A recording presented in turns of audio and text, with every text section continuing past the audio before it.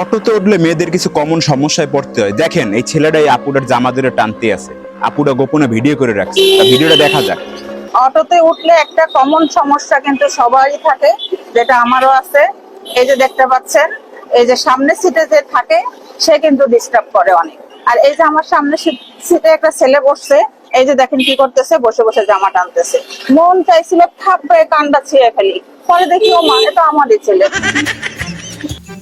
ওনার নিজের ছেলেরাই মন চাইছিল থাবড়াইয়ে কান্ডা ছিঁড়ে হেলায়, আপনি থাকলে যে কি কি ছেড়তে এত কওয়াই যায় না।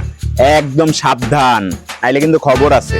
আর কিছু কিছু বাইরে আছে না, যাগো পাশের সিটে বইতে সমস্যা হয়, রিক্সায় উঠলে পাও পুরো রিক্সালাম আমার পাশা বন্ধ চলে যায়, মানে একটু লম্বার কারণে।